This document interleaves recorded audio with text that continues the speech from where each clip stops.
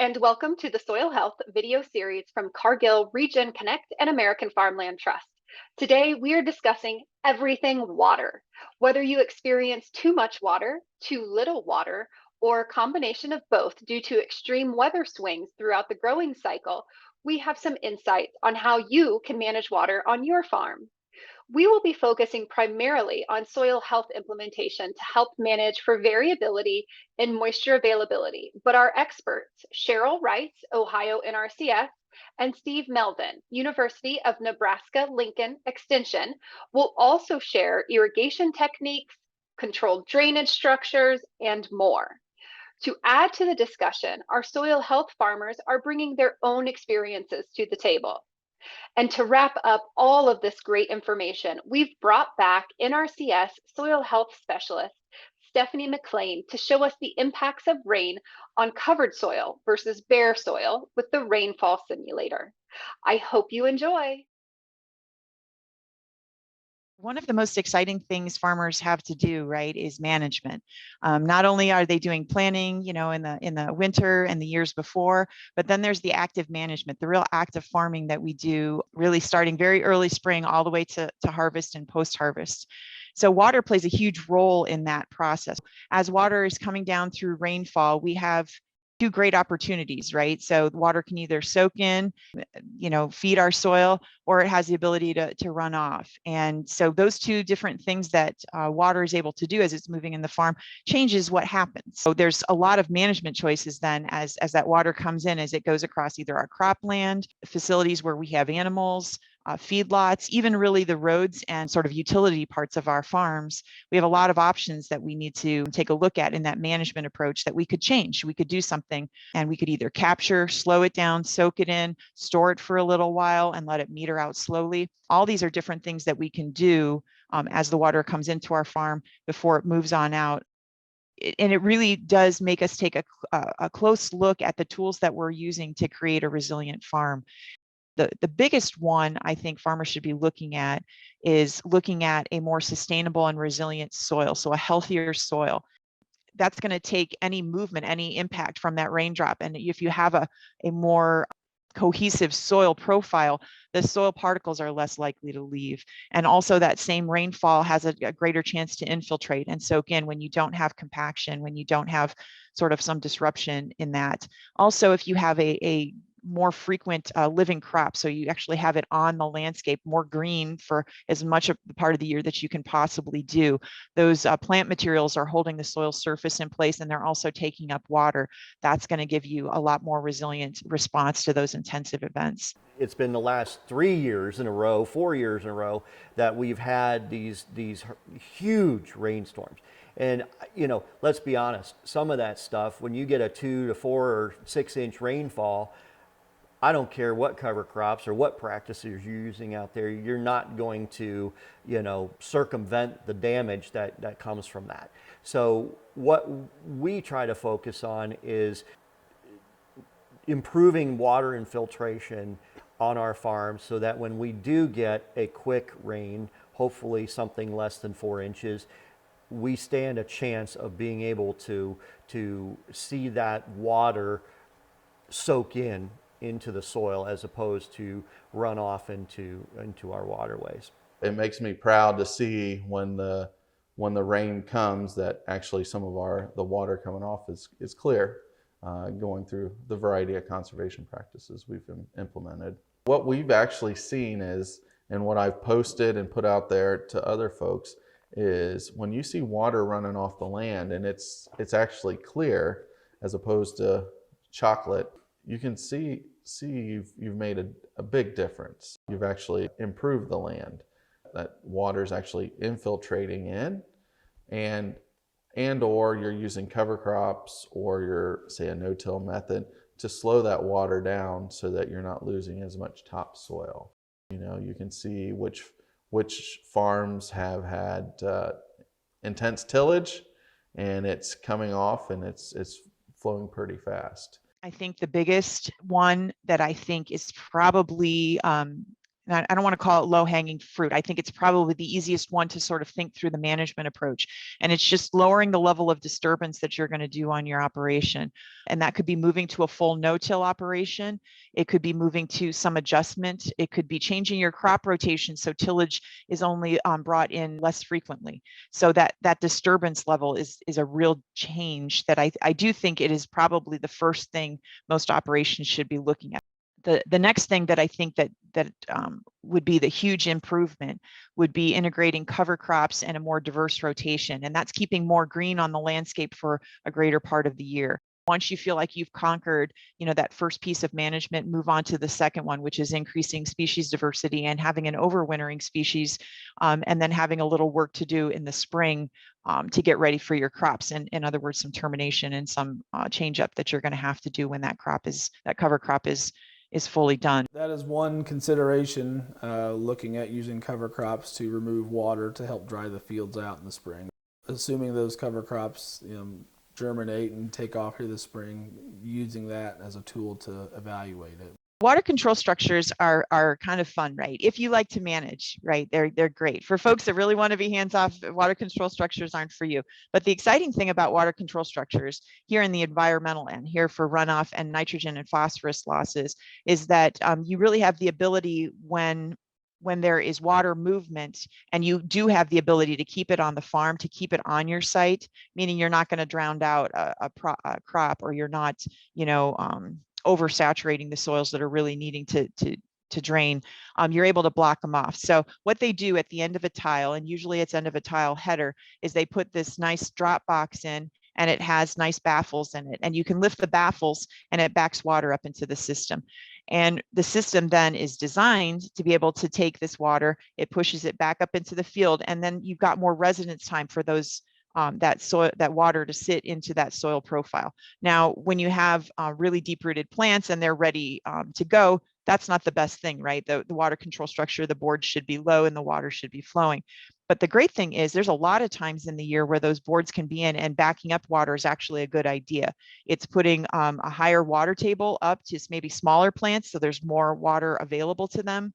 And in those really dry seasons where we get that sort of middle of the season where we're really sure the tap is turned off now until the end of August, those boards can be shut, and any of the water that is in the system is going to stay in the system. The real fear is that it's going to be doing damage, and that the tile itself is no longer going to function the way it's supposed to. And really, most cover crops are going to be keeping the sediment in place, so they're actually going to be doing just the opposite.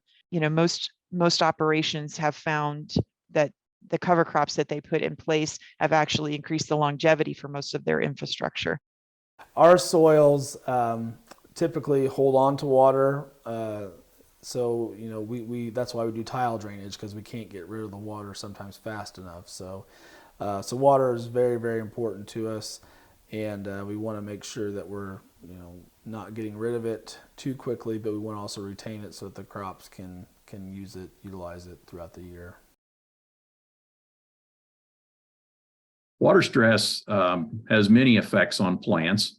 And it definitely changes how impactful it is with yields, depending on the stage. So during that initial stage, when you're trying to get the crop to, the seed to germinate and come up, it's really, really critical to have a little bit of water right at the seed level and get it to come up. Then during the vegetative stage, it's not quite so important. We can stress the crop a little bit during that time period. Now, usually that's most of the area we're talking, in the spring is kind of the high rainfall areas. And we usually don't end up with much water stress then anyway, with or without irrigation. But that's really not that critical of a time if we think about corn or soybeans, either one. Past practices, your cultural practices, agronomics, put you in a place that your water holding capacity was either diminished. And when it's diminished, it doesn't infiltrate, it instead runs off. So it creates erosion issues, or you just don't have the available water. So you looked at rotations, you looked at residue management, and you looked at a whole bunch of stuff. And so water is a key critical role in all production, because if there's a drought, it doesn't grow. No-till, lots of residue cover is kind of a match made in heaven, so to speak, for a center pivot, because getting the water to move into the soil. When we're putting it on at a fairly high rate without it moving around the field or running off is really a key factor to consider. With furrow irrigation, a lot of times we'll put on, 2, 3, 4 inches at a time. And particularly early in the spring, we just, the soil just doesn't have the ability to hold that, but we need to get the crop watered. And so we're putting on more than the soil can hold, and deep perking water. With a center pivoter or subsurface drip, we can put on, the amount that the crop needs at that time. And so that's a big improvement. Overhydrated soil, we were keeping it too wet. Most crops don't like wet feed. Well, if you take all of the oxygen out of the soil with water, which we were doing, we were over irrigating, then what survives? Worms don't like that. I mean, we drive the nutrients. I mean, it just was very complex. And I'm not a soil scientist. We've definitely noticed that in comparison to our neighbors that aren't using cover crops, and specifically those that are doing conventional farming practices, our crops seem to stay healthier longer when we are at a deficit for water. In addition to that, having the cover crop residue protecting the ground helps keep the temperature down too. That also enables the crop to be healthier and happier, less stress. Things to consider to preserve the water supply, or basically use the minimal amount of water that you can with irrigation. There's numerous things you can do. First off, make sure you're putting on a good uniform application of water. If it's a furrow irrigation field, you can switch to center pivot or a subsurface drip irrigation field. Make sure then that equipment is working correctly with a center pivot or drip, either one, making sure that you know what the design pressure was for that system and keeping a good pressure gauge around to make sure that it is operating correctly. Make sure you're not over irrigating. Schedule your irrigation so you're putting on the right amount of water. Soil water monitoring equipment is a great way to do that. There are some other scheduling strategies out there that use weather station data and rainfall, and they work pretty well. Also, as I mentioned before, keep plenty of residue on that soil surface. No-till and lots of residue. A cover crop that you kill certainly gets the water into the soil better. There's a lot of help out there for farmers that want to irrigate if they haven't irrigated before and they want to learn about equipment, or if they're irrigating and they want to learn how to do a better job of deciding, the age-old question with irrigation is, when do you turn it on and how much water do you apply? And so those key questions are really the crux of the matter. And there's a lot of resources out there. University Extension has a lot of resources and help on learning how to do, design equipment, kind of the basic levels of things to think about, as well as then how to, design, set up a monitoring system with soil water monitoring and how to do irrigation scheduling. Financially, there's also a lot of help out there, or the offices have ability to help with cost share on soil water monitoring equipment or other irrigation scheduling devices. In the state of Nebraska, we have what we call natural resource districts, and they usually have some programs to help cost share on some of that equipment. And so there's a lot of different resources out there. All of the pivot manufacturers and the subsurface drip people also have technical help that they can come out and work with that. Many of the crop consultants also will provide a service of telling you, when you need to turn the water on or off. And there's companies that provide that service for you as well. So there's all kinds of resources out there, lots of places to look and see what's available for assistance. Let's wrap up this water talk with another demonstration from NRCS Soil Health Specialist Stephanie McLain. Is that these soils are actually collected from the field as the field sits. These cutters that we have here, we're able to push them into the soil and collect that soil undisturbed. So we're actually getting a really good representation of the actual field when we do this demonstration. The tabletop rainfall simulator is an excellent way to look at that interaction of rainfall with our soil surface. What's unique about this rainfall simulator is that the metal container that these soils are in is actually a cutter. And so we're able to cut the soil from the field without disturbing it at all. So we're getting a really good representation of what the top 4 inches of soil are going to look like in a rainfall event and how it's going to respond to that rain.